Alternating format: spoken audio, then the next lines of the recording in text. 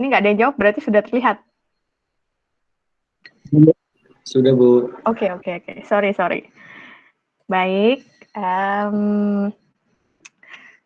kita mulai saja pembahasannya ya.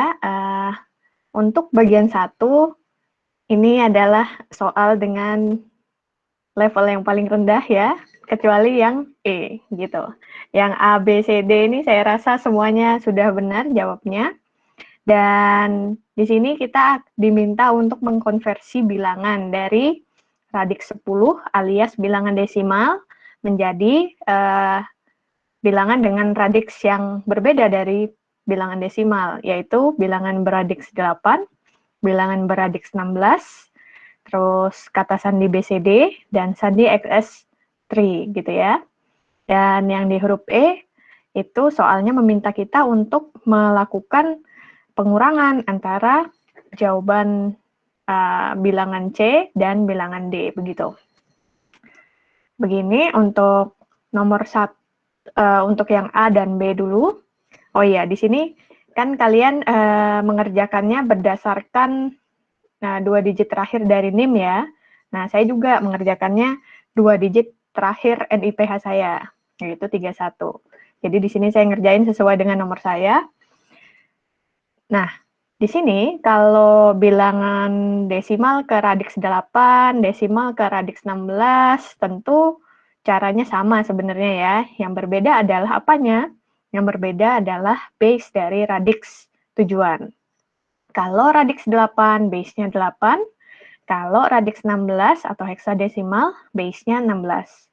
Terus, kalau kita sudah tahu radixnya, mau diapain gitu kan? Nah, nilai base ini akan digunakan untuk membagi bilangan yang akan kita konversi. Nah, di sini untuk yang A itu 131 kan, 131 dibagi 8 gitu ya.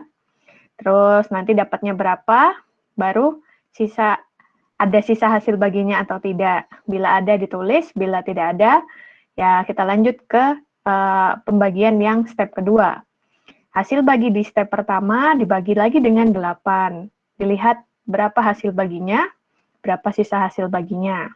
Kemudian bagaimana kita menuliskan kembali bilangan radix 8 yang telah kita hitung ini gitu ya. Caranya dengan seperti ini, panahnya gitu ya. Dari hasil bagi di step terakhir ke sisa hasil bagi di step-step sebelumnya gitu. Maka nanti jawabannya 131 itu sama dengan 203 radix 8 gitu. Dan 203 itu bukan 203 ya, sorry saya salah, harusnya nyebutnya 203 gitu. Dan untuk mengkonversi bilangan kita harus lihat lagi bahwa apakah himpunan bilangan tujuannya itu memang benar ada nilai-nilai ini gitu ya. Dan karena ini radix 8, nilainya adalah 0 sampai 7 gitu. Dan benar ternyata nilai 2, 0, dan 3 ada di dalam himpunan bilangan tujuan. Begitu untuk soal A, dan untuk soal 1B serupa, di mana base-nya 16, tapi nilai yang dibagikan adalah yang B, yaitu 231, dibagi dengan nilai base-nya gitu ya. Untuk step pertama 231 bagi 16 jawabannya adalah 14, tapi ada sisa hasil bagi 7. Lalu hasil di step pertama dibagi dengan 16 ternyata tidak bisa karena koma-koma, dan maka 14 ini menjadi sisa hasil bagi. Berapa jawabannya? Berarti jawabannya 231 desimal adalah setara dengan 0, 14, 7, radix 16, seperti itu. Nah, sekarang kita lihat 0, 14, 7 di radix 16 ini apakah benar ada atau tidak gitu ya.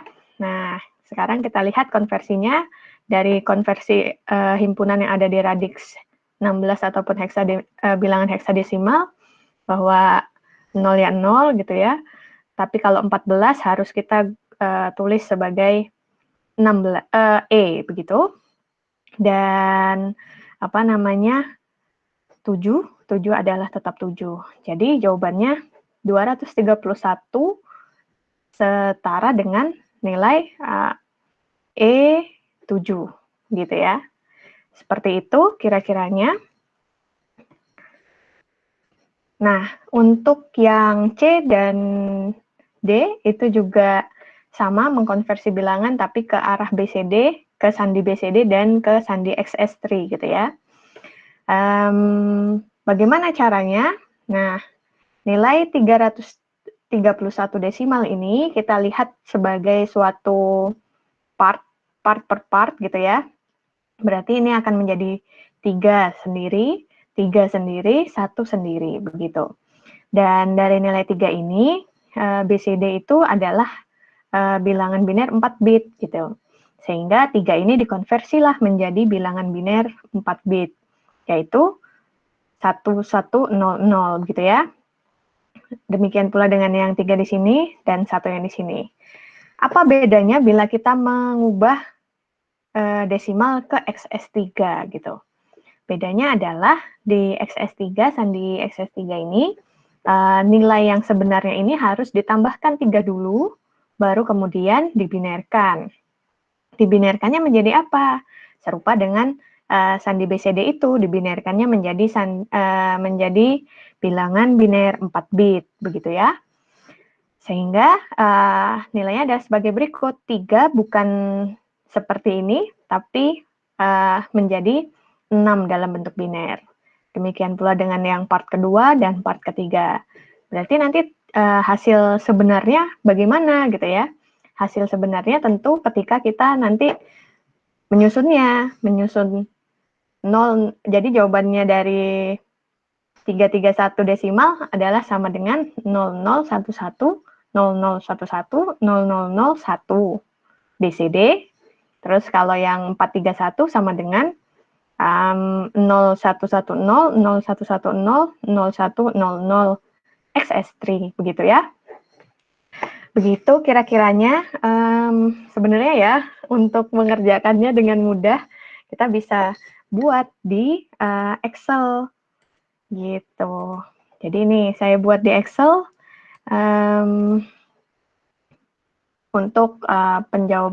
untuk menjawab soal 1A, B, C, dan D, begitu ya. Dan seperti itu. Nah, jadi jawabannya ini seperti ini. Ini kelihatan ya, nggak kekecilan ya tulisannya. Untuk soal A adalah begini, soal B adalah sekian, nolnya dianggap hilang karena 0 kan tidak bernilai, terus B, C, D, dan XS3. Nah, sekarang persoalan kita adalah menjawab nilai yang soal 1E gitu ya, dimana kita harus mengurangkan C dengan D. Nah, kalau di desimalnya, intinya dalam perhitungan itu, ketika kita mengurangkan atau menambahkan suatu bilangan, nilai bilangan itu sebenarnya akan tetap, walaupun kita ubah-ubah ke sandi ataupun ke radix yang lain, begitu. Sehingga kalau kita lihat desimalnya C dan D, C dikurangi D adalah 331 kurang 431. Berarti jawabannya harusnya adalah min 100, ya kan? Nah, tapi di mana lihat soalnya bahwa ternyata harus dihitung menggunakan biner bit bertanda, begitu kan ya? Nah, sehingga bagaimana caranya? Seperti ini. Oh, kalau ini kita lewat yang ini aja. Nah, di sini.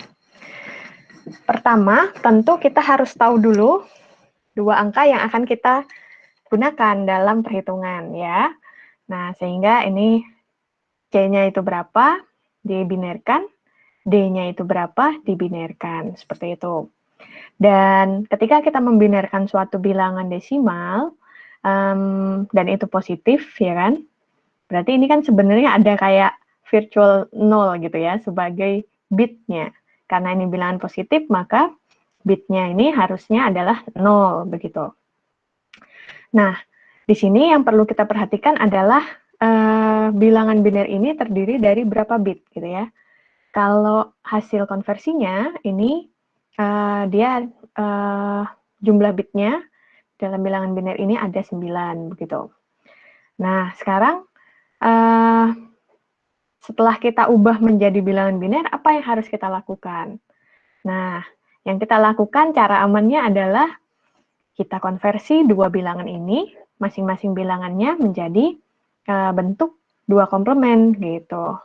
Bentuk komplement kedua gitu ya. Sehingga yang saya lakukan adalah semuanya kita ubah sajalah dulu gitu. Yang 331 diubah. Nah, yang perlu diperhatikan adalah ketika ini 9 bit. Ketika bertambah bitnya gitu ya. Maksudnya ketika bit bertandanya diaplikasikan ke dalam bit binernya itu, tentu bitnya sekarang menjadi 10 bit gitu ya. Bukan lagi 9. Jadi tidak semena-mena, tidak semata-mata atau tidak sespontan itu kita ubah jadi biner gitu ya. Terus ini kita langsung anggap bit bertandanya gitu. Itu bukan. Tapi bit bertandanya akan di luar nilai yang seharusnya. Karena kembali lagi ke prinsip bahwa walaupun diubah-ubah sandinya, diubah-ubah radiksnya, sebenarnya nilai dari suatu bilangan itu ya tetap gitu. Begitu. Nah, sehingga kita ubah nilai binernya ini menjadi komplement kedua masing-masingnya. 331 cara mengubahnya bagaimana? Tentu pertama, setelah kita tahu bilangan binernya seperti apa, yang kita lakukan adalah membalik nilai dari bilangan biner tersebut. Kita flip. Jadi yang 1 di sini jadi 0, 0 jadi 1, demikian seterusnya. Ingat, bit bertandanya dibiarkan saja. Tidak perlu diperhatikan dulu, begitu. Nah, kemudian cara selanjutnya setelah kita flip, kita menambahkan dengan 1, lalu kita jumlah, sehingga kita dapatkan hasil komplement 2-nya. Begini, dapat, terus yang 431 demikian juga, dan nilai dari biner ini di flip, dibalik nilainya, lalu ditambah 1, maka kita dapat nilai komplement 2-nya. Lalu apa yang kita lakukan? Setelah semua bahan lengkap, ya yang kita lakukan adalah melakukan pengurangannya gitu ya. Bahwa 331 kurang 431 sebenarnya sama dengan 331 ditambah min 431. Di mana min 431 ini didapat dari nilai komplement kedua dari 431. Oleh karena itu,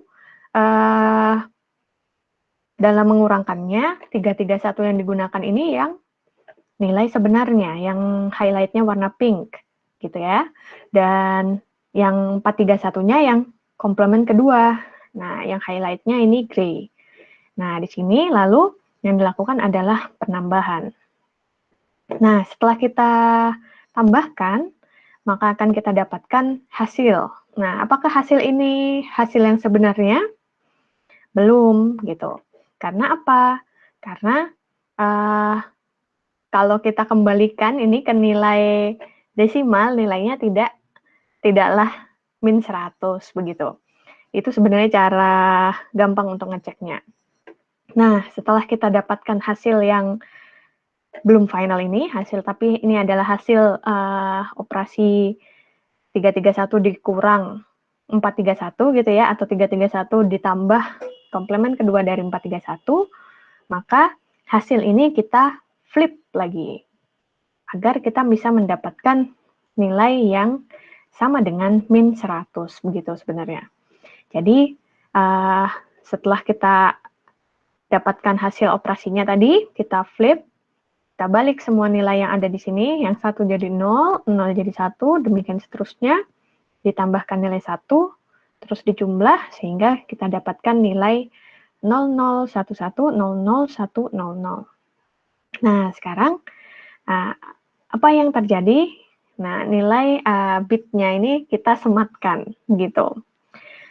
Begitu kira-kiranya ya. Jadi ini untuk jawaban yang E, gitu, 1E. Dan saya rasa walaupun ini diganti jadi NIM, tapi karena NIM-nya ini sama, maka sebenarnya nanti jawabannya akan mengarah sama-sama ke min 100, begitu ya. Begitu. Mari kita lanjut ke nomor 2 dulu. Nah, untuk nomor 2, ada 2 buah fungsi boolean. Fungsi boolean 1 adalah seperti ini, fungsi boolean 2 adalah seperti itu. Ya. Nah, yang ditanyakan adalah bagaimana kita menggambarkan fungsi logika, menggambarkan rangkaian logika dari fungsi 1, berarti yang ini saja ya, menggunakan gerbang logika. Tapi ada kata-kata selain and, or, dan not, begitu. Terus yang kedua, kita harus mencari suku min dan suku max dari F2. Terus yang ketiga adalah kita disuruh menuliskan tabel kebenaran dari F1 dan F2, begitu. Nah, setelah saya cek, banyak yang berusaha menggambar dengan gerbang logika selain and, or, dan not, tapi belum benar, begitu. Terus ada lagi yang sudahlah kita tabrak saja pakai gerbang and, or, dan not, begitu. Nah, saya juga jadi nilainya bingung gitu ya. Nah, ini banyak yang jawab begini gitu ya. Nah, ini cara gampangnya saja. Tapi sebenarnya, nah F1 ini kalau kita mau gambar dengan selain and, or, dan not, berarti gerbang logika apa yang kita punya? Gerbang logika yang kita punya berarti, sebentar, nih.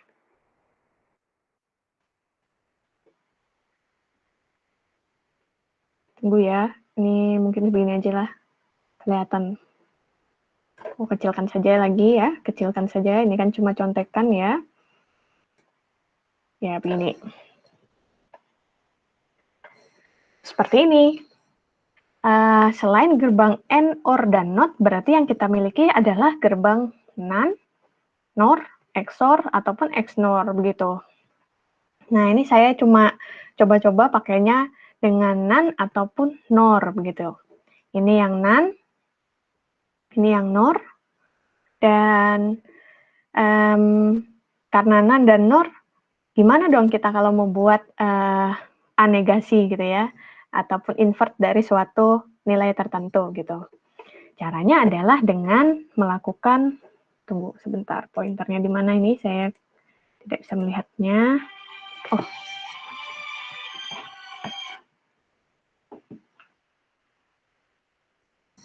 Oke.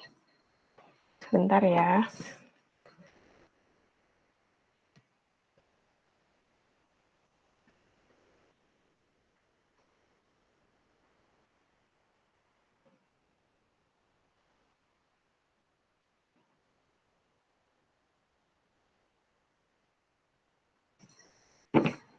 Baik, kita lanjutkan. Dengan tidak menggunakan not gitu, kita juga tetap tidak terhalang sebenarnya untuk membuat suatu nilai yang inverting dari nilai yang seharusnya, begitu ya. Caranya bagaimana? Caranya adalah dengan menjadikan inputnya itu identik. Jadi misalnya gerbang non ini nih, gerbang NOR ini bisa mengakomodasi 2 input, maka semua inputnya dibuat saja nilai yang sama seperti ini, maka dia akan mendapatkan nilai A negasi, begitu. Bagaimana kok bisa begitu ya? Kalau kita lihat, tunggu. Nih, kalau kita lihat, ini kan gerbangnya adalah harusnya seperti ini kan. Anggap ini A, ini B. Maka harusnya gerbang ini nanti nilainya adalah A, B, negasi. Begitu kan ya? Nah, ketika kita membuat inputnya identik, maka tentu nilainya akan menjadi A, negasi. Nah, kita harus ingat prinsip identitas di boolean bahwa A dikali A adalah A, begitu ya. Sehingga nanti dapatnya jawabannya adalah A negasi, begitu. Itu sehingga kita bisa mendapatkan ini, gitu ya. Dan gimana kita bisa dapatkan rangkaian logika dari gerbang logika ini? Nah, itu caranya kalau dari saya seperti ini. Dimana kalau kita lihat ya, pertama cara yang harus dilakukan adalah kita siapkan lagi bahan-bahannya. Bahan-bahannya apa? Ya, berapa inputnya, dan mungkin kadang kita tidak hanya perlu input, tapi kita juga perlu inverting result dari inputnya gitu ya. Jadi kita sediakan A dan A negasi, B dan B negasi, C dan C negasi, begitu. Lalu, bagaimana kita bisa memodelkan ini? Sebenarnya, kalau saya jadinya kita sederhanakan dulu fungsi ini menggunakan aljabar boolean. Di mana ini nanti berarti kalau outputnya di sini adalah seperti ini, tentu sebelum melewatin ini, tanda plus harus menjadi tanda dot, gitu kan ya. Dan kalau di sini tanda dot, berarti di sini harus menjadi tanda plus. Nah, jadi harus memainkan logika konversi dari AND dan OR, sebenarnya seperti itu. Nah, ini jadi kalau dilihat, ini adalah bagian yang merepresentasikan nilai ini sebenarnya. Jadi kalau dilihat ini A, terus ditambah dengan, A, terus ada input kedua adalah C negasi, dan di sini adalah prinsip none, sehingga nanti outputnya di sini adalah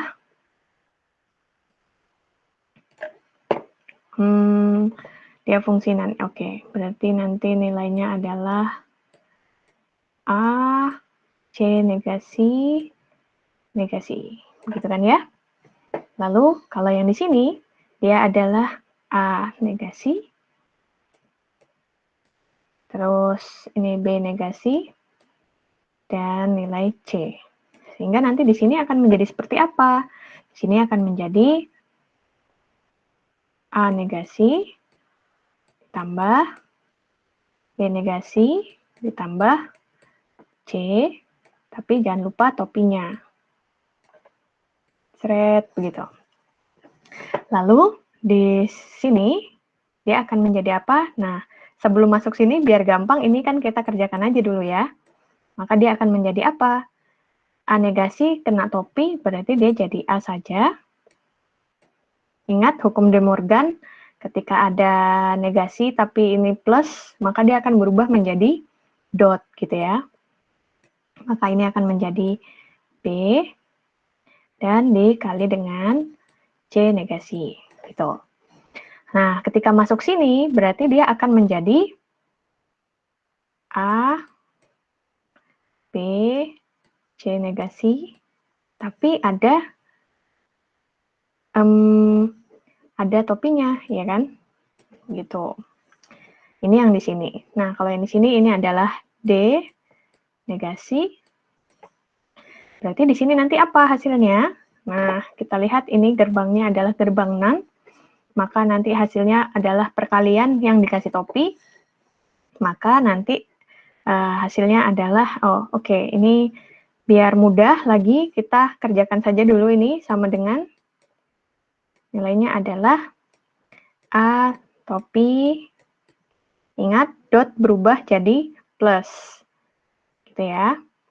B topi plus C saja, gitu ya. Ini untuk yang di sini. Nah, melalui gerbang NAND, maka akan didapatkan apa di sini? Kita akan mendapatkan hasil perkalian tapi dikasih topi. Maka nanti nilainya A, gitu ya. B, terus C, dikalikan dengan D, tapi dikasih topi. Seret, gitu. Ini yang di sini. Nah, yang di sini adalah yang di sini, gitu. Maka di sini akan didapatkan apa? Ya, nilainya akan menjadi, di sini aja ya, saya nulisnya ya. Ini akan menjadi, ini saya ubah D-nya jadi di depan ya, biar sesuai sama ini. Maka nanti akan menjadi ini D dot, nggak bisa ya. D sekali ini dotnya, ya udah nggak apa-apa. Terus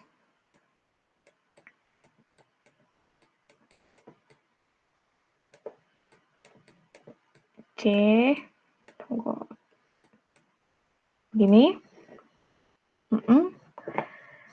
Dikali, nah ini kasih tanda kurung biar memudahkan gitu, dikali dengan, kalau yang ini juga dikerjakan saja dulu biar nggak bingung ya kan, ini berarti nanti menjadi A thread ditambah C. Nah ini dikali dengan A thread ditambah C. Ini kan perkalian, tapi ingat ini adalah not an N, jadi dikasih topi. Maka akan dapat apa? Nah, maka akan dapat apa? Maka akan dapat, coba, ini akan menjadi, anggap gitu ya.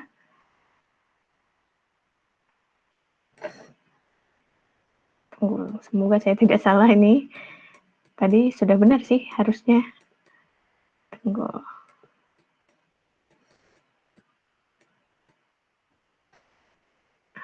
Ini berubah jadi tambah. Yang ini juga berubah ini ya. Ini kan topinya ikut ke sini, maka dia akan menjadi seperti ini. Wah, berarti yang ininya nih salah gitu. Ya enggak? Begitu kira-kiranya ya. Nah, berarti kalau ini harusnya adalah, oh, baik, paham saya. Di sini kan dia adalah seperti ini, maka bisa juga sebenarnya nanti kalau ini kan belum sesuai nih sama ini. Apa yang berbeda? Yang berbeda adalah di sini di soal adalah dot, tapi di tempat saya adalah plus. Nah, coba dibantu. Berarti salahnya di mana ya ini gitu. Ada yang bisa membantu? Dari sini bisa diikuti. Silahkan kalau ada pertanyaan.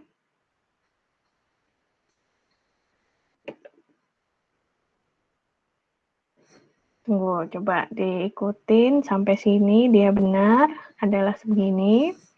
Masuk ke sini dia menjadi seperti ini. Berarti ini kalau dikerjakan dia akan menjadi A, B, C, plus D.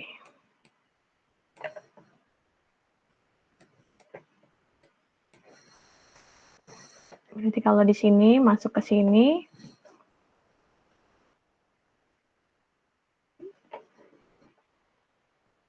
berarti mungkin yang salah saya adalah di tanda ini, ya enggak? Karena di sini menyebabkan nilainya itu menjadi apa namanya? Menjadi plus gitu ya. Harusnya padahal yang diminta adalah dot begitu. Nah, jadi begitu. Ini sebuah insight buat kalian. Jadi dicoba-coba. Ini sudah hampir benar, tapi ada salahnya gitu ya. Begitu? Bisa saya lanjut berarti ya. Begitu kira-kiranya. Nanti bisa ditanyakan di akhir. Nah, sekarang ini kira-kiranya. Jadi jawaban yang benar untuk nomor 21 gitu ya, 2 part 1 itu adalah gimana kita menggambarkan fungsi f1 ini dengan gerbang logika selain AND, OR, dan NOT. Berarti yang ada hanyalah di bagian NAND, NOR, XOR, ataupun XNOR. Bagaimana caranya? Nah, kita ini kayak lihat ke belakang. Ketika ini menjadi fungsi yang sudah ada di sini, berarti kira-kiranya seperti apa ya fungsi-fungsi di belakangnya gitu. Jadi bagaimana kita mengkombinasikan. Kira-kiranya begitu. Nah, untuk yang nomor 2, pertanyaannya adalah kita harus mencari nilai suku min dan suku max dari si fungsi F2 ini.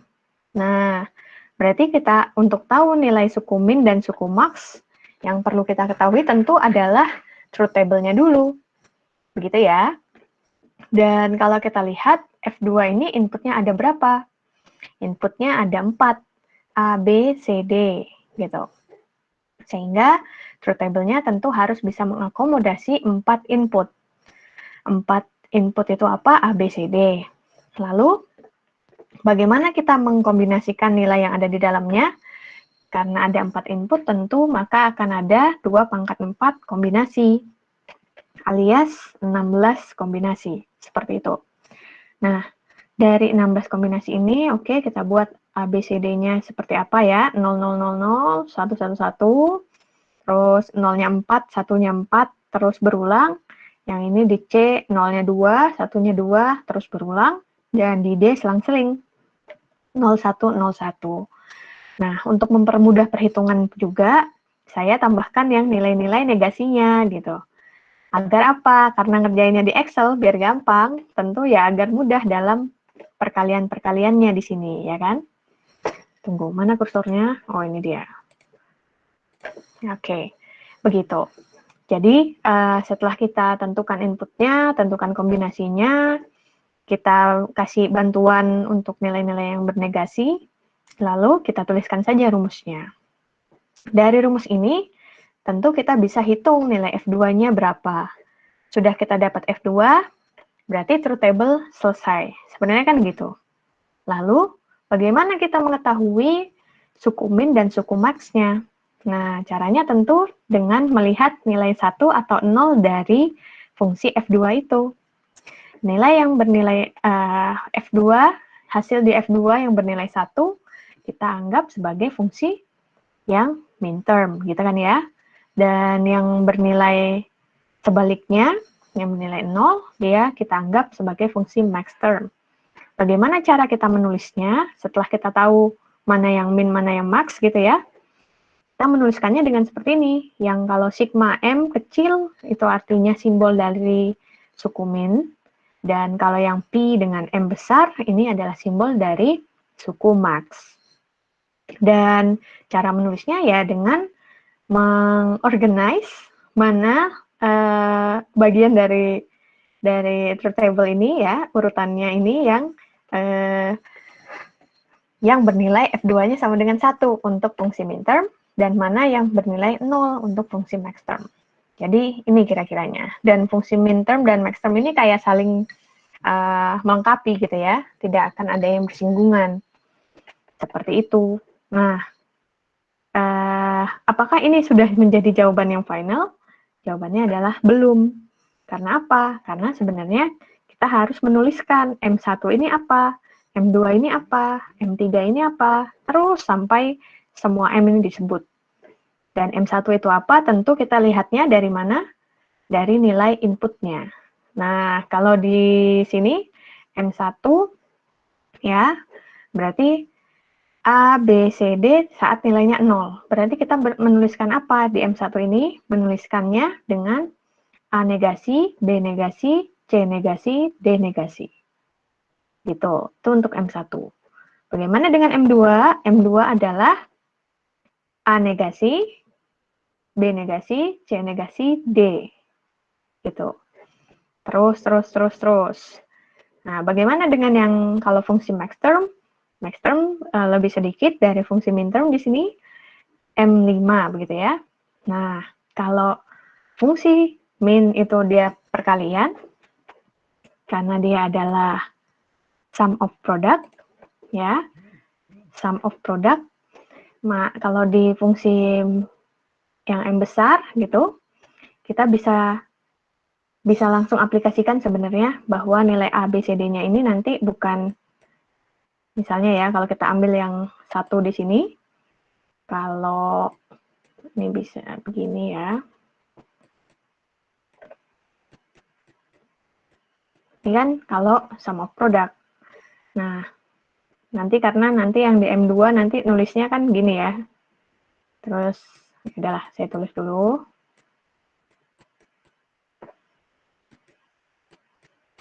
Begini. Ini untuk fungsi SOP. Bagaimana kalau fungsinya POS, product of sum? Nah, kalau product of sum tentu ini nanti jadi begini. A plus B gitu ya. Plus C plus D seret. Nah, ini dikali dengan Oh. Bentar.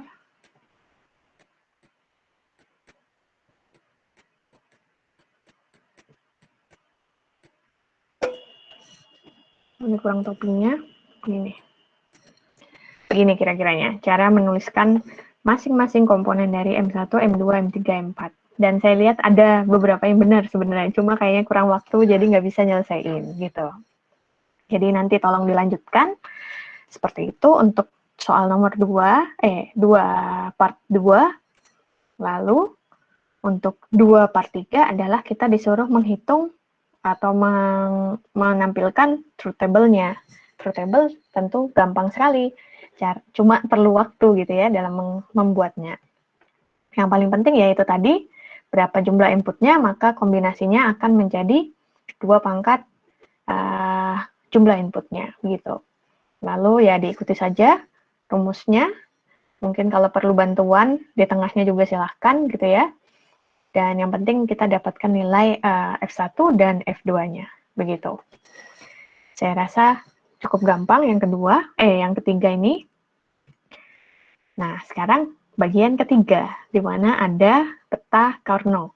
Ada K-map di sini. Kita ditanya untuk bisa menentukan bentuk fungsi boolean yang paling sederhana dari peta Carnot ini.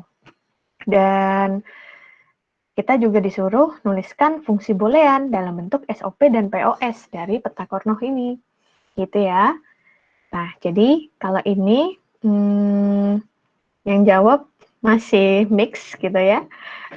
Yang hampir benar itu kayak cuma 2 orang.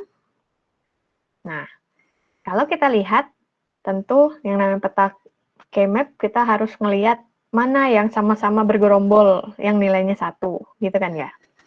Jadi, bisa jadi kalian akan berpikir seperti ini.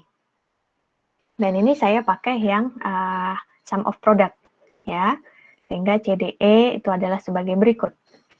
Nah, di sini kalau kita lihat, karena ini sum of product, tentu nanti fungsi booleannya adalah seperti ini. Pakainya yang min-termnya gitu ya. Maka yang dipakai ini. Padahal juga bisa digambarkan fungsi ini dengan pakai yang max term-nya. Tapi nanti simbol yang sigma ini jadi pi begini. Begitu. Nah, sekarang kita harus fokus ke peta K-map-nya gitu ya. Di sini kita lihat bahwa yang bernilai 1 sudah ditandai dengan lingkaran biru, lingkaran merah, lingkaran hijau. Nah, dari situ bagaimana kita mendapatkan elemennya gitu. Bagaimana kita mendapatkan literalnya ya. Ini kan namanya literal kan. Nah, dari sini kita lihat dulu yang pertama untuk diperhatikan. Ketika kita membundarinya dengan seperti ini, maka akan ada fungsi boolean ini akan terdiri dari jumlah bundaran yang kita tandai di K-map-nya. 1, 2, 3, 4, 5, 6, 7. Maka akan ada 7 literal. 7 itu apa saja? Ini yang biru, 1, 2, 3, 4, 5, 6, dan 7. Gitu. Dan ini yang biru, karena dia berada di sini, berarti apa saja yang bersinggungan, di sana ada A negasi, B negasi, dikalikan C negasi, D negasi, E negasi. Yang di sini berarti ya kita tinggal tulis apa yang di kiri dan apa yang di bagian kolomnya gitu ya. Jadi ya kita susun, thread.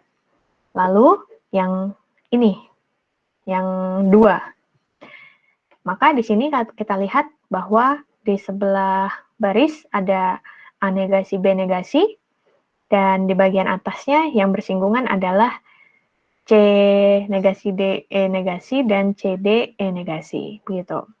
Gampangannya ya kita jajar saja berdua. Gitu. Demikian pula yang ini. Kita jajar juga. Lalu apa yang kita lakukan? Apakah ini saja cukup? Bisa jadi ya, bisa jadi tidak. Nah, karena ini terlihat masih sangat nyata gitu ya, nyata terpampang, dan sebenarnya bisa disederhanakan, maka tentu next step-nya dari ini adalah bagaimana kita menyederhanakannya. Nah, cara menyederhanakannya, kita lihat dulu, ini yang pertama mungkin dari yang biru, yang hijau, dan kelompok yang merah, gitu ya. Cara menyederhanakannya sebenarnya ya, kalau kita lihat di sebelah sini, yang biru ini ada 4. Lalu, tunggu sebentar. Oh, sorry. Ya, kecoret ya sudah. Gitu. Yang biru ada 4, tentu yang kita lihat mana sih komponen yang sama dari bagian-bagian ini gitu ya. Dan kalau saya lihat yang di sini, ini waktu saya ngerjain, yang sama adalah A negasi, B negasi, dan D negasi dari 3 komponen pertama, 3 literal pertama. Yang terakhir ini belum ada yang sama, jadi ya kita tinggalkan saja. Lalu kita kumpulkan yang sama, lalu kita lihat seperti ini, dan dari sini pun ternyata ada beberapa komponen yang sama, ya kan? Yaitu C negasi. Jadi C negasi ini untuk part 1 dan 2 ini dikeluarkan untuk mendapatkan nilai ini. Jadi nanti C negasi dikalikan dengan E negasi tambah E, ditambah C E negasi. Lalu kita aplikasikan yang rumus identitas, bahwa E ditambah E negasi sama dengan 1. Lalu, ya dikalikan saja, ya kan? Sudah lebih sederhana. Nah, kemudian apa yang kita lakukan? Ya, kita turunkan lagi, kita lihat lagi mana yang sama ya, yang bisa dikelompokkan, gitu. Mana yang bisa dikelompokkan. Akhirnya kalau dilihat di sini, yang bisa dikelompokkan adalah nilai B dan D, gitu ya. B negasi, D negasi. Di sini juga ternyata ada yang 3 yang awalnya kita tinggalin, ternyata ada yang sama. B negasi dan D negasi. Maka kita ambil nilai itu keluar, lalu kita taruh sisanya di dalam. Dan dari sini, lagi-lagi kita lihat lagi mana yang sama, mana yang tidak sama. Yang sama dikeluarkan agar bisa disatukan, begitu. Dan seperti ini, lalu yang saya lakukan adalah bagaimana mengubah, bagaimana agar nilai ini bisa hilang gitu ya. Maka saya menggunakan rumus De Morgan, saya kasih topi, lalu plus menjadi dot. Nah, di sini karena ini double topi, maka dia menjadi nilai yang A dan E yang biasa, dan nilai ini tetap menjadi E negasi, begitu. Nah, di sini seperti ini, terus turun sampai didapatkan nilai seperti ini. Jadi dari yang kelompok biru bisa didapatkan A, B, C, D. Nah, bagaimana dengan yang kelompok hijau? Yang kelompok hijau adalah sebagai berikut. Di sini A, B, C, D, E gitu ya. Dan lagi-lagi kalau seperti ini, kita lihat saja yang berdekatan, yang yang serumpun, yang sama-sama A, yang sama-sama B, sama-sama C, sama-sama D, sampai sama-sama E. Kita urutkan dia. Terus dari situ kita tahu bahwa kalau di rumus identitas C dikalikan C negasi akan bernilai 0, begitu ya. Sehingga nanti ini bisa disederhanakan dengan nilai 0 saja. Dan demikian pula dengan yang kelompok yang 4 tadi, gitu ya. Bisa juga disederhanakan. Caranya gimana? Caranya ya dengan mencari, menempatkannya sesuai dengan rumpunnya, sesuai dengan tipe inputnya apa. Dan nanti dari situ kita bisa dapatkan nilai sederhananya berapa. Sehingga kalau kita sudah hitung semua, tentu kita harus satukan dia lagi, satukan kembali, jadi ini tadi menjadi apa, ini menjadi apa, ini menjadi apa. Sehingga nanti nilainya adalah seperti ini. Dan kalau ternyata soalnya menggambarkan dengan gate-gate yang bukan AND, OR, dan NOT tadi, bisa digambar seperti ini. Gitu kira-kiranya. Nah, itu tapi baru satu untuk K-map. Karena ada juga bisa jadi kita mengaplikasikannya seperti ini. Di mana apa? Di mana kita, kan kalau tadi nilainya ini jadi satu sendiri, baru ini satu sendiri. Berarti akan ada tadi 7 literal. Nah, kalau kita menyederhanakannya seperti ini, berarti hanya akan ada 1, 2, 3, 4, dan 5 literal. Berarti lebih sederhana, ya kan? Karena ingat, tujuan dari K-map ataupun aljabar boolean adalah menyederhanakan suatu proses logika tertentu, begitu. Jadi semakin sedikit literalnya tentu semakin baik. Nah, dari sini bisa seperti ini, lalu kalau diturunkan ternyata bisa seperti yang tadi lagi, kelompok biru diturunkan sendiri dulu aja, kelompok hijau diturunkan sendiri, atau kelompok merah diturunkan sendiri. Atau kalau mau langsung bareng juga silahkan gitu ya. Tapi ini cara saya yang seperti ini, tapi tidak menutup kemungkinan kalau kalian lebih bisa menurunkannya dengan lebih baik gitu. Nah, kalau yang di sini seperti ini, kelompok biru dapat A, B, D, E, tapi kalau yang di kelompok hijau dan merah, dia nilainya juga 0 gitu. Sehingga hasil penyederhanaannya adalah sebagai berikut. Dan ada lagi sebenarnya, kalau yang tadi kan jadi 5 literal, ya kan? Coba kok dilihat, nilai ini sebenarnya kan tidak harus ditaruh di sini, ya kan? Kalau kita kayak membuat selubung tabung, dan nilai 000 ini sebenarnya akan terhubung dengan 100 gitu. Sehingga kita bisa lebih sederhanakan lagi. Bagaimana caranya? Karena jadi selubung tabung, yang di depan bisa jadi yang di belakang, ya kan? Sehingga ini bisa disamain, dibersamai. Dan yang ini seperti yang tadi, dan yang ini. Sehingga literalnya sekarang tidak lagi 5, tapi jadi 4, begitu. Dan ini adalah nilai-nilainya. Lalu, apa yang kita lakukan? Tentu kita melakukan penyederhanaan.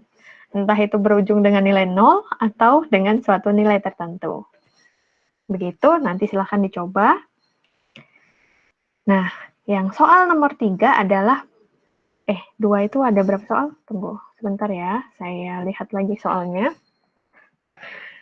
Soal yang kedua adalah bagaimana kita menggambarkan fungsi booleannya dalam bentuk SOP dan POS. Nah, dalam SOP dan POS kita lihat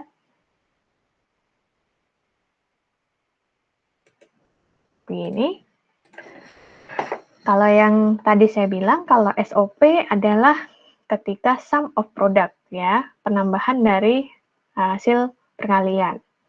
Kalau POS, product of sum, kebalikannya, dia adalah nantinya perkalian dari hasil penjumlahan. Perkalian dari hasil penjumlahan, ya benar. Dia seperti ini. Maka tentu ketika ditanya SOP, mengarahnya ke min term, ke suku min. Ketika ditanya POS, mengarahnya ke suku max, begitu. Nah, di sini bisa kita lihat bahwa kalau di K-map-nya ada seperti ini, ketika ditanya mana suku min, mana suku max, min adalah yang mengacu pada angka 1, dan max yang mengacu pada angka 0. Sehingga untuk suku min adalah sebagai berikut yang kita acu. Berarti nanti kita harus menjabarkan sebuah fungsi booleannya adalah sebagai berikut. Tidak stop di sini, tapi kita harus bisa tahu M1, ya kan, ini yang jadi satu bareng, M2, M3, M4, misalnya gitu. Dan nilainya apa kalau dikonversikan dengan nilai yang ada di sini. Dan untuk suku max-nya, kita kebalikannya, kita yang lihat di nilai nolnya, kita tuliskan seperti ini, lalu kita jabarkan masing-masing komponen dari max term-nya tadi, gitu. Seperti itu kira-kiranya untuk jawaban nomor 2. Sampai sini bisa dipahami ya. Oh, ini nomor 2 apa nomor 3 tadi? Nomor 3 ya berarti. Nomor 3. Terus sekarang yang untuk jawaban nomor 4, di mana kita melihat ada suatu tabel kebenaran. Oh, sorry. Kita ada lihat suatu rangkaian logika ya, seperti ini. Di mana ada 4 input 0, 1, 2, 3, dan ada tombol S0 dan 1, lalu mengarah ke output Y0, 1, 2, 3. Kita disuruh membuat tabel kebenarannya, dan kita disuruh menjelaskan cara kerja rangkaian, dan kita juga disuruh menentukan ini kombinasional atau sekuensial. Lalu yang keempat adalah bagaimana kita menggambarkan rangkaian decoder BCD ke desimal, begitu ya. Caranya adalah dengan seperti ini. Semoga tidak bingung. Kita mungkin masuk ke Excel-nya saja.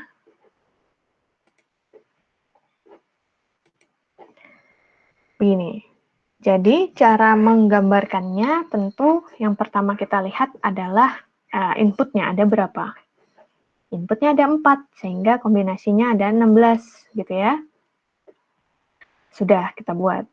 Lalu kita lihat ada input apa lagi selain input yang I0 sampai I3. Ternyata ada S0 sampai S1. Maka di situ, karena dia ada 2, maka ya kita bisa kombinasikan dengan seperti ini, dengan ngikutin yang 2 pangkat 2 gitu ya. Jadi per 4, per 4, per 4 gitu. Disusun sampai 4 kali. Maka nilainya adalah sebagai berikut. Lalu tentu yang ketiga adalah kita tentukan outputnya. Outputnya ternyata ada 4, 0, 1, Y0, Y1, sampai Y3. Nah, jadi awalnya kalau saya buat itu cuma ini dan ini. Nah, lalu apa yang kita lakukan? Nah, kalau jago bisa cuma lihat, oh 000, oke langsung saya masukkan saja lah gitu ya. Langsung lihat, langsung isi gitu. Tapi kalau nggak jago ya buatlah seperti saya ini. Jadi kalau saya caranya dengan lihat setelah input ada berapa gerbang. Nah, berapa gerbang ini gerbang apa gitu ya. Nah, di situ nanti kita bisa labelin gerbang 1, 2, 3, 4, 5, 6, 7. Nih, jadi kita labelin dengan gerbang 1 sampai 7 gitu. Lalu setelah gerbang 1 sampai 7, apa yang kita lakukan? Kita coba lihat gitu ya, output dari gerbang ini apa. Jadi kita ngelihatnya nggak langsung dari input langsung ke output, tapi lihatnya per step sebelum menuju output. Nah, kita lihat di sini hasil-hasilnya seperti apa ya, gitu. Nah, karena kita telah menentukan, kita sudah tahu ini gerbang logika apa, tentu di sini kita bisa tinggal kasih kayak apa ya, hasilnya di sini nih ya rumus Excel saja gitu ya, dari perkalian input yang ada masuk ke gerbang-gerbang ini, gitu. Jadi ini adalah hasil dari ini nih hasil dari si gerbang 1, 2, 3, 4, 5, 6, 7 gitu. Dan nilainya bisa kita lihat sebenarnya kayak manual bahwa nilai ini akan bernilai gerbang 1 ini inputnya adalah S0 ya kan, yang diinvert dengan I0 gitu. Maka nilainya akan sama dengan apa gitu. Kalau di sini saya sama dengan I0. Gitu kira-kiranya. Jadi satu saja yang dikerjain, baru ditarik rumus, sudah kita dapatkan hasil ini, hasil di sini, lalu kita masuk ke nilai gate selanjutnya, gate OR ya kan. Ya ini ada kerpeannya lagi, jangan lupa, biar nggak lupa. Nah, get OR-nya juga gitu, kita labelin 1, 2, 3. 1, 2, 3 kita labelin, terus masuk ke S1 sini. Nah, karena lihat kalau S0, S1 ini ternyata perlu yang nilai invertnya juga, nilai negasinya, maka tidak ada salahnya kalau kita beri satu tambahan kolom untuk merepresentasikan nilai negasinya dari S1. Nah, lalu apa yang dilakukan? Kita melabelin lagi gate-gate yang ada di sebelah kanan ini, baru kita akan nanti menuju ke nilai hasilnya, seperti itu. Jadi ini sebenarnya adalah rumus saja gitu ya. Dan ini juga rumus berdasarkan karena ini N, maka fungsinya adalah perkalian. Kalau dia OR, maka fungsinya pertambahan, yaitu. Dapat deh nanti jawabannya. Terus itu untuk tabel kebenarannya, pakai Excel ya, nanti ngerjainnya biar nggak pusing. Nah, terus sekarang ada pertanyaan. Ini rangkaian sekuensial apa rangkaian kombinasional ya, gitu. Ini juga mix gitu ya, bahwa karena ada beberapa yang menjawab bila ada memori, maka itu akan menjadi rangkaian sekuensial. Ya, itu benar. Terus ada lagi yang menjawab ini adalah rangkaian sekuensial karena dia punya tombol set S0 sama S1. It's something like I still don't know gitu ya. Terus ada lagi yang menjawab ini adalah rangkaian yang kombinasional. Karena apa? Input yang masuk langsung diproses sebenarnya, tanpa harus disimpan di dalam memori, begitu kan? Karena apa? Kalau memori sebenarnya hubungannya dengan yang T+1, begitu. Dengan T-1 dan T saat ini, gitu. Sedangkan yang ini kan hanya tombol S0 dan S1 itu hanya berfungsi untuk set dan reset gitu. Dan ingat kalau di rangkaian sekuensial diperlukan yang namanya clock gitu ya, untuk mengetahui harus menyimpankah atau tidak, dan untuk mengetahui dia ini T-nya berapa, T1 kah, atau T+1, T+2, T+3, seperti itu. Nah, karena di rangkaian ini sebenarnya tidak ada clock-nya, dan benar sebenarnya yang dikatakan teman kalian bahwa proses input ini benar-benar langsung diproses untuk mendapatkan suatu output di Y0 dan Y3, sehingga ini adalah rangkaian kombinasional. Dan kalau kita lihat, contoh dari rangkaian kombinasional adalah multiplexer, sedangkan contoh rangkaian dari sekuensial adalah yang JK flip-flop. Dan rangkaian ini tentu lebih mirip ke yang multiplexer gitu ya, walaupun ada yang namanya tombol set di sini. Tapi ini belum merepresentasikan clock yang harus dimiliki rangkaian sekuensial begitu. Dan cara menjelaskannya seperti yang ada di soal itu tadi kan, ya kita bisa lihat gate logic gate yang ada ini apa? Apakah AND, apakah OR, ataupun ini. Sehingga kita kaitkan input ini bahwa input untuk I0 gitu, gerbang logika AND di sini akan mengolah input yang masuk dari I0 dengan inverting result dari S0 misalnya. Lalu hasilnya akan dikirim ke N yang kedua begitu untuk mendapatkan hasil di Y0, misalnya seperti itu. Jadi cara menjelaskannya sudah banyak yang benar di bagian ini. Dan yang terakhir adalah ditanya tentang bagaimana membuat rangkaian decoder BCD to desimal. Jadi ini adalah gambar rangkaiannya, begitu ya. Dan sebenarnya kalau ingat IC-nya apa, IC BCD to desimal, ya bisa juga gambar IC-nya saja. Jadi nanti IC itu yang kakinya ada 14, 4-nya akan nilai A0, A1 sampai A3, outputnya akan nilai yang ini, Y0 sampai Y9.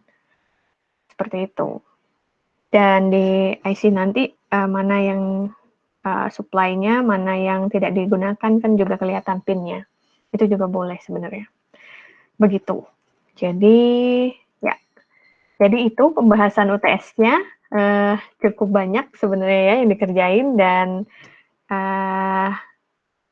teman-teman sudah mencoba yang terbaik untuk menjawab, dan memang waktunya sangat kurang, dan kalau tulis tangan juga nanti kita kayak pusing gitu ya, melihat 0101 kayak hipnotis gitu. Itu aja yang bisa saya sampaikan. Ada yang ingin bertanya dan ada yang ingin diskusi, silahkan.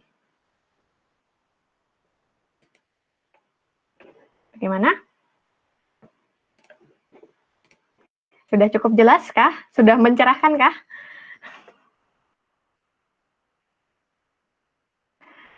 Berarti kalau saya sudah kasih tahu kuncinya adalah seperti itu, kalau dikerjakan lagi Sudah bisa ya?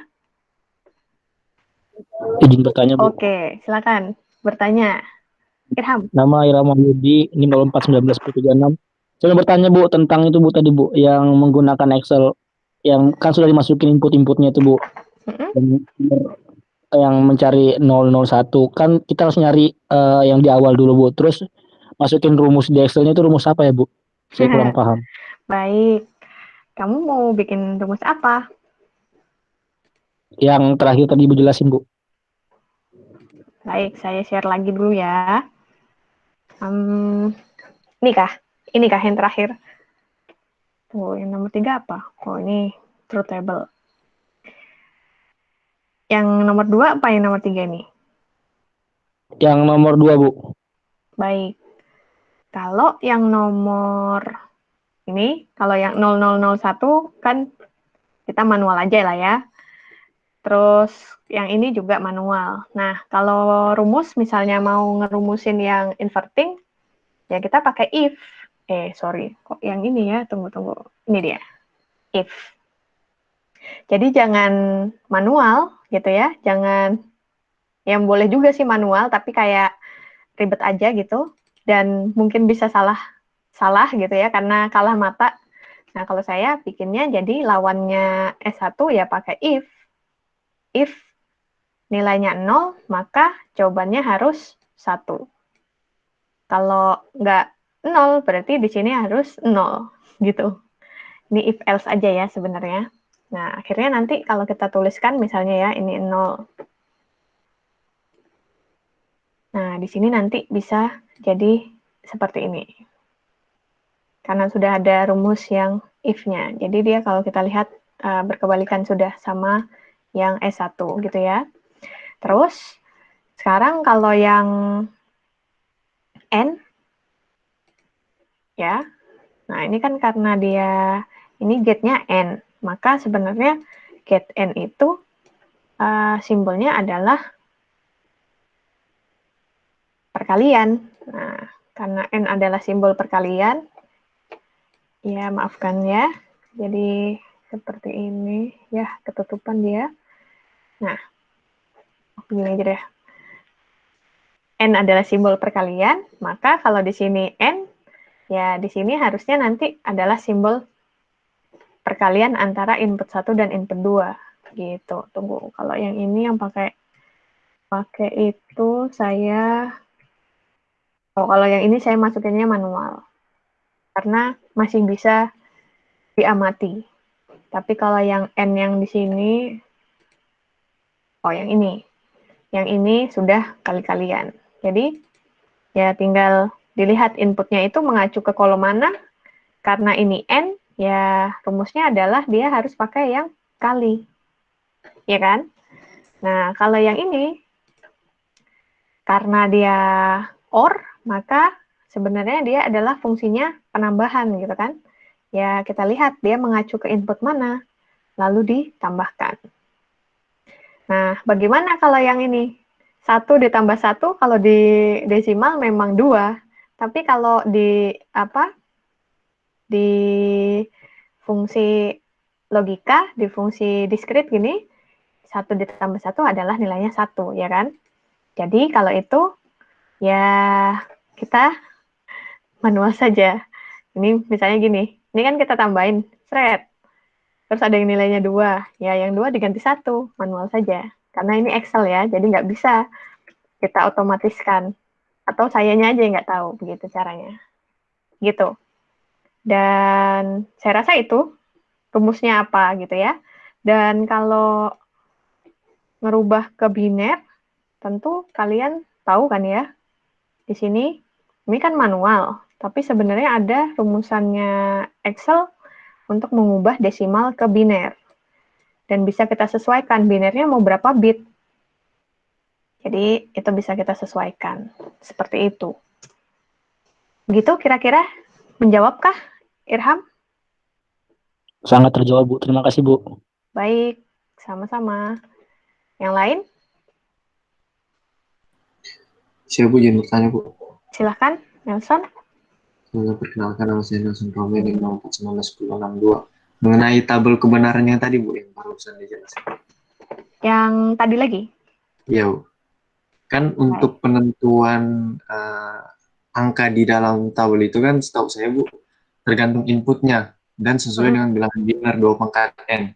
Jadi kalau misalnya itu kan ada 7 input, berarti kurang lebih yang terakhir itu 2 pangkat 6.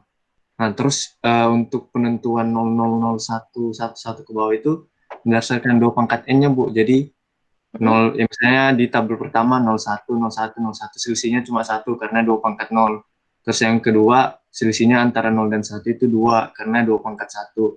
Seterusnya kayak gitu, Bu. Tapi kok di tabelnya Ibu itu berbeda-beda ya. Ada yang selisihnya 2, ada yang selisihnya 4, ada Iya, selisihnya iya. banyak. Saya kurang Sebenarnya ngerti, Bu. ini Terima kasih, Bu. yang di sini apa yang di sini? Pertanyaannya tadi. Yang di N-nya, Bu. N1, 2, 3, 4. Ini kah? Iya. Oh, kalau ini saya jawabannya, tunggu. Ini ya harusnya sesuai dengan yang di sini. Paham nggak? Ini bukan kita yang nentuin, tapi kita harus lihat rangkaian logikanya. Paham? Jadi gini, benar yang dikatakan Nelson bahwa input itu ini bagaimana kombinasinya sebenarnya adalah yang satunya yang tadi 2 pangkat 0 gitu ya selisihnya. Terus yang satunya 2 pangkat 1, 2 pangkat 2, 2 pangkat 3 tergantung berapa jumlah input yang ada. Nah, lalu karena di sini ada tabel yang tentang N1, N2, N3 sampai N7 gitu ya. Tentu nilainya ini bukan kita yang menentukan, tapi kita harus lihat di dalam rangkaian dia terkait dengan input apa. Begitu. Input apa di kaki-kakinya ini. Nah, biar nggak bingung, sebenarnya kalian harus ketika mengerjakan ada tabel yang untuk input dulu, misalnya ya, ini nanti dikosongin dulu gitu. Ini nanti nilainya kan pasti 0, 0, 0, 0 semua ya, belum diisi. Lalu, di situ kalian lihat ini kaitannya dengan input apa, dan tipsnya adalah kalian memberikan label untuk masing-masing ini. Anggap aja, ini kasih N1. Ya. Ya, tidak terlihat. Tunggu. Nah, ini begini. Terus nanti yang bawah juga N2. Terus sampai N7. Biar apa? Biar gampang kita melihat prosesnya begitu. Jadi, kalau saya setuju dengan yang kata Nelson, yang di input memang kita harus memasukkannya seperti itu. Namun kalau yang di sebelah sini kan ini sudah jadi proses ya. Sudah jadi proses dari sini sampai sini. Sehingga bukan kita yang menentukan, tapi kita harus lihat rangkaian logikanya seperti apa. Baru kita bisa menentukan inputnya seperti apa. Begitu. Dan saya harap semuanya coba mengerjakan sendiri. Bisa jadi saya ini masih salah gitu ya. Kurang teliti soalnya gitu.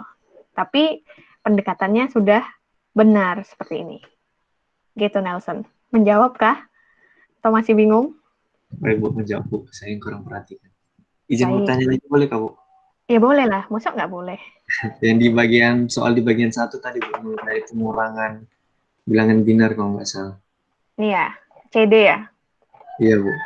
Kan untuk yang apa, tanda bitnya yang 0 itu kan positif Bu.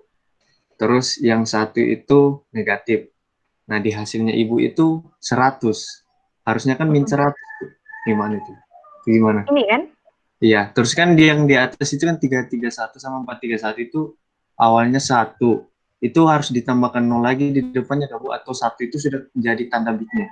Nah, baik. Terima kasih atas pertanyaannya. Jadi, kalau yang di atasnya ini, sorry, jangan yang ini ya. Yang ini berarti.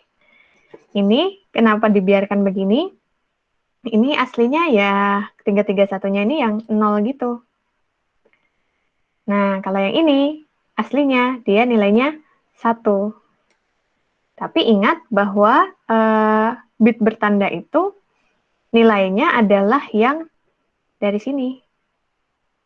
Jadi ini nih hanya mengetahui tandanya kan, sehingga biar nggak bingung dalam perhitungannya, jangan diikutkan dalam perhitungan yang flip ini. dalam menghitung komplement keduanya. Begitu. Jadi, kalau tadi sebelum ditambahin 0 dan 1 di sini, tentu Nelson bingung ya, apakah 1 ini sudah menjadi bit bertandanya atau tidak. Nah, jawabannya adalah tidak. Karena bit bertandanya harusnya di luar dari nilai 331. Gitu. Jadi kan yang ini adalah 9 bit biner dari si 331 itu kan. Bit bertandanya harus di luar itu. Bukan di bagian biner dari 331. Menjawabkah? Bu, izin bertanya lagi, Bu. Itu kan 331 kan Ibu sudah komplementkan di atas. Terus kok itu bukan tanda, bukan itu yang dipakai, Bu, di bawah? Iya. Yang ini kan? Ini ya. Iya. Kenapa saya pakai yang asli? Iya, Bu. Itu saya. Kenapa saya pakai yang asli? Karena soalnya adalah 331 kurang 431. Yang dibuat, yang perlu dipakai ya yang asli saja gitu. Jadi ini cuma saya kayak menyiapkan bahan-bahan, tapi belum tentu bahan itu dipakai. Paham? Oh iya, Nelson? Bu. Terima kasih, Bu. Gitu. Tapi sebenarnya kuncinya adalah, karena kadang gini, kadang saya juga sudah mengutak-atik ya, pengurangan bit bertanda ini, dan itu agak tricky. Kadang 331 min 431 ini bisa dikerjakan dengan nilai asli 331 dikurang dengan komplement 2 dari pengurangnya gitu ya, dapat hasilnya. Tapi kadang itu tidak bisa, sehingga harus pakai yang komplement kedua dari 331-nya, gitu. Nah, jadi daripada kerja 2 kali, mending dari awal disiapkan bahannya, walaupun nanti mungkin tidak dipakai gitu. Gitu sih kalau saya, Nelson.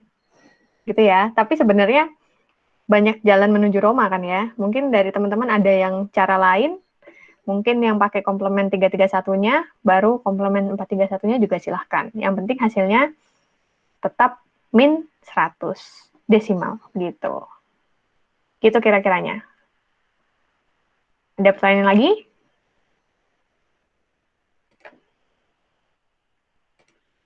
Nelson langsung menghilang kah? Sudah cukup pertanyaannya?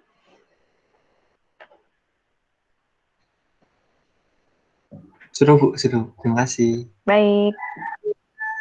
Yang lain gimana? Ada komentar?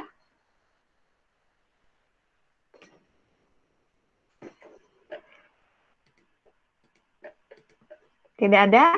Jika tidak ada, mungkin bisa kita cukupkan. Oh ya, boleh. Akan saya upload kalau gitu ya. Dan begitu, kalau gitu. Cuma itu kah pertanyaan Arya? Nggak ada yang lebih substantif lagi? Sudah? Sudah cukup? Oke, nggak apa-apa. Baik. Bu, izin. Oh ya, silakan izin.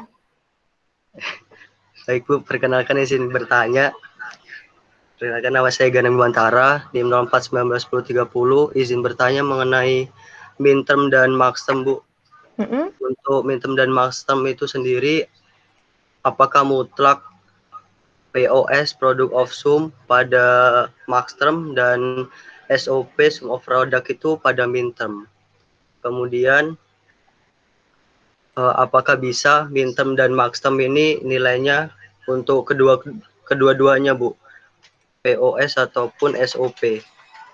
Dan untuk mengetahui apakah itu product of sum dan sum of product itu bagaimana ya, Bu, nilainya?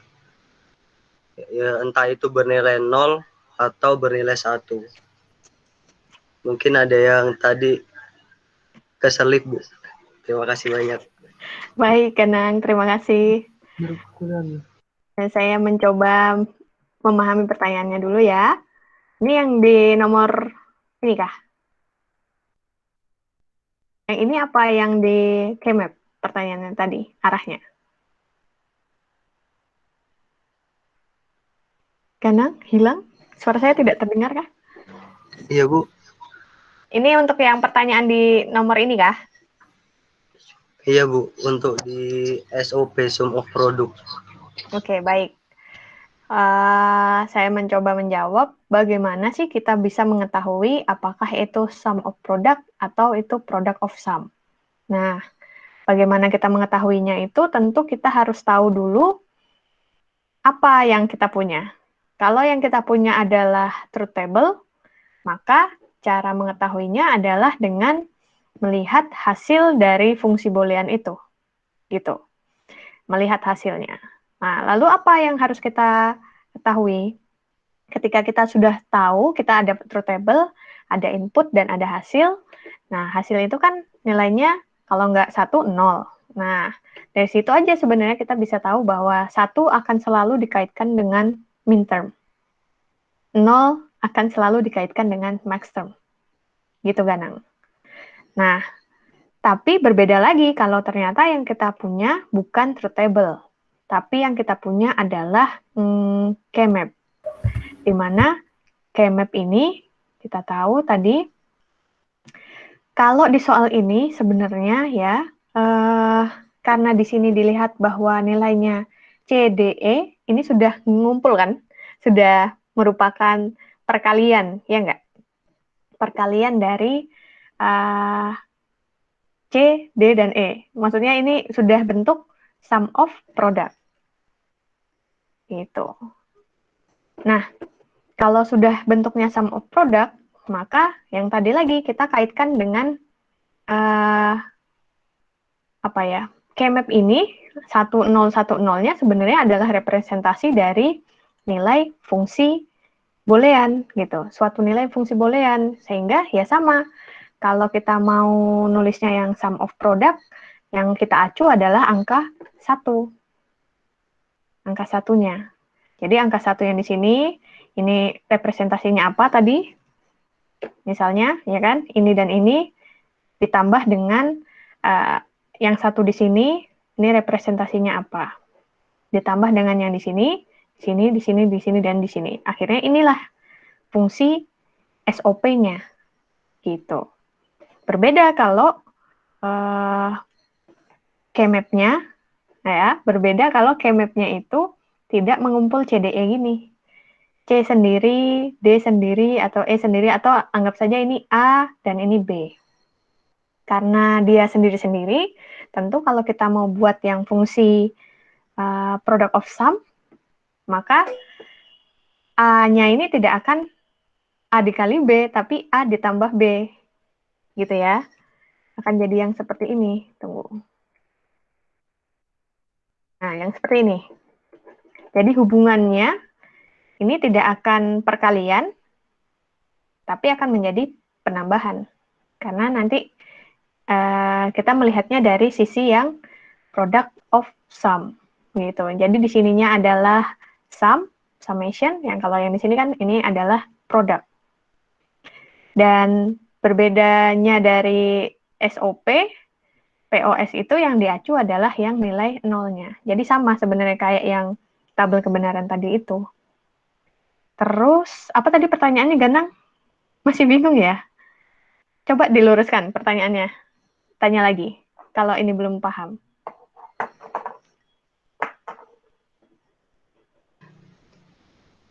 Sudah, Bu. Oh, sudah. Ya, insya Allah nanti masih memahami, Bu. Oh iya. Benar, itu harus dipahami ya. Nah, yang jelas intinya min term dan max term itu dari satu tabel kebenaran itu akan saling melengkapi. Jadi intinya kalau misalnya tabel kebenarannya ada 16 tadi ya, 16 row. Terus yang max term itu ternyata ngambil 10 part dari 16 row itu. Berarti min termnya berapa? Min termnya ya sisa 6 itu akan menjadi min term. Gitu. Jadi tidak akan bersinggungan. Itulah ya kira-kira, Ganang.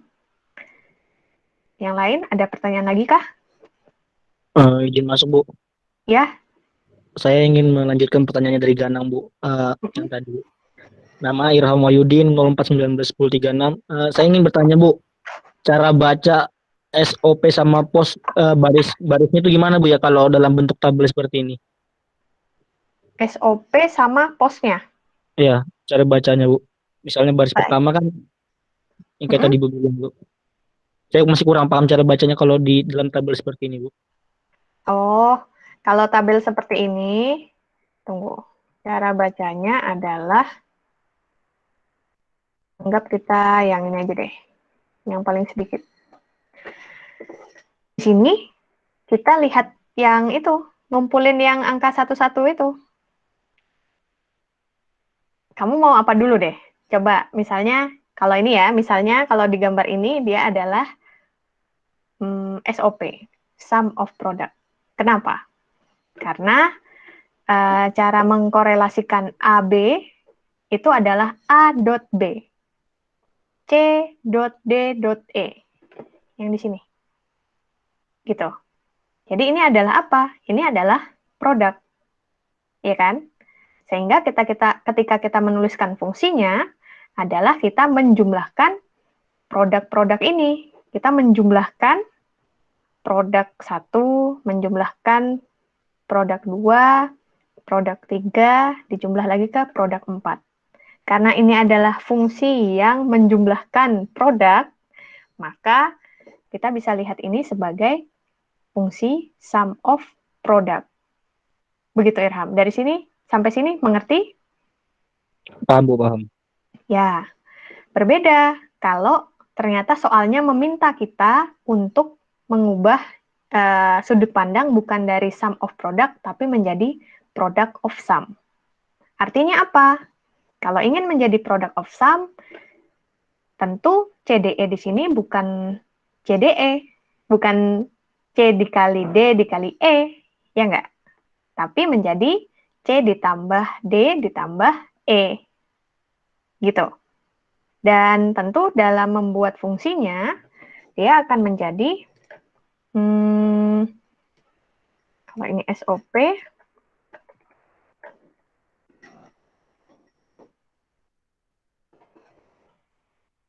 dia akan menjadi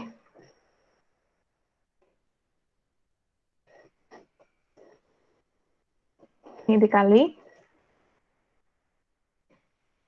Ini semoga laptopnya tidak nge-lag ya ini. Semoga saja ini masih nutut.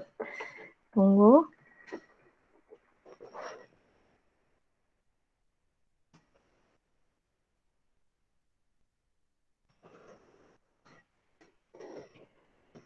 Jadi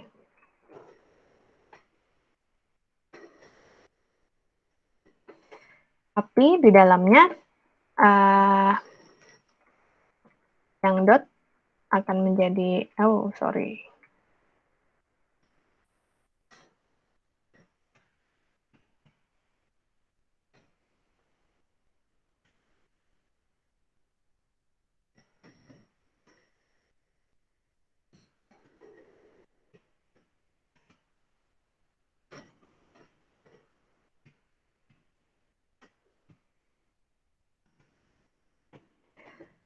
Akan jadi seperti ini. Tapi yang lain nanti ya, nanti kalian sendirilah yang coba ya. Gitu. Begitu Irham. Gimana tadi pertanyaannya? Jadi gitu caranya. Lihatlah inputnya ini, korelasi antar input ini nih apa? Kali kah tambah-tambahan? Kalau kali-kalian, ya jelas itu adalah produk. Nah, berarti yang kalau dia jelas produk, berarti kalau menuliskan fungsinya ya dijumlah. Maka dia SOP. Gitu. Pokoknya pegang satu, maka yang lain dari itu berarti dia adalah salah satunya. Gitu sih kalau saya. Semoga tidak tambah bingung ya. Bagaimana Irham? Ada counter question? Siap? Tidak ada, Bu. Baik. Makasih, Bu. Ya, sama-sama. Lainnya? Saya, Bu, terakhir, Bu. Ya, silakan. Perkenalkan nama saya Nelson Romeo dari 041962. Oh, Nelson lagi. Silakan. Kok suaranya berubah? Bukan di kernel.net, Bu. Setahu saya kan itu dia sesuai dengan bilangan biner juga 2 pangkat N.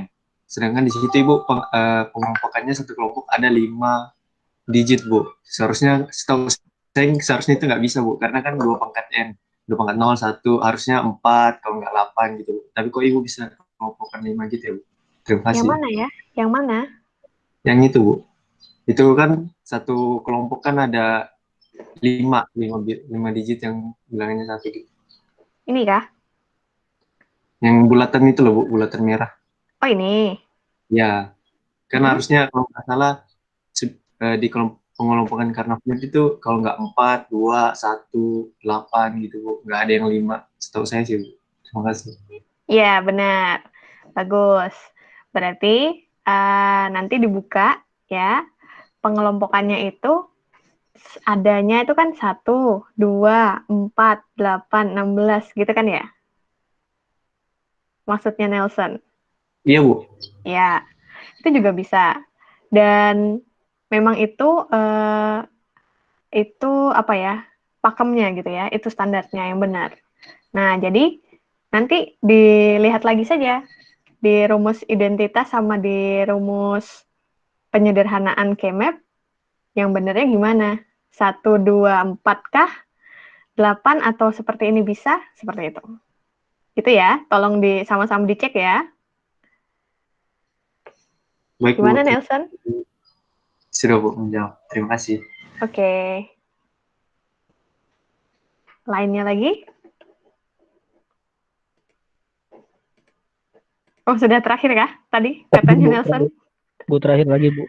Oh, terakhir lagi. Ya. Nama Irham 041936. Anu, Bu. Tadi kan saya sudah buka LMS, Bu. Terus lihat nilai hasil UTS-nya di mana ya, Bu? Nggak bisa dibuka tadi, Bu. Iya, jadi sudah saya coret-coret tapi belum saya nilai gitu ya. Gitu, jadi belum. Sabar ya, harap bersabar. Ini mau nanya anunya kan, nilainya kan, nilai UTS kan? Iya, Bu. Iya, sabar ya, nanti saya koreksi dulu. Nah, tapi di luar itu, tadi kita sudah sepakat ya, kalau UTS-nya coba dikerjakan lagi dengan baik dan benar, dan diupload ulang. Gimana? Setuju kan tadi? Setuju, Bu. Oh ya, sudah. Begitu. Ada lagi kah pertanyaan?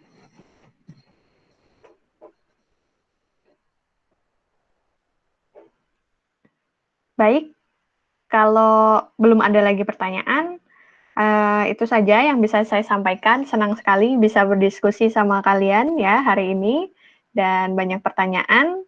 Dan kembali lagi, sekarang ini kan sudah bukan zamannya lagi mahasiswa percaya 100% dengan dosennya gitu ya. Jadi tetap dosen juga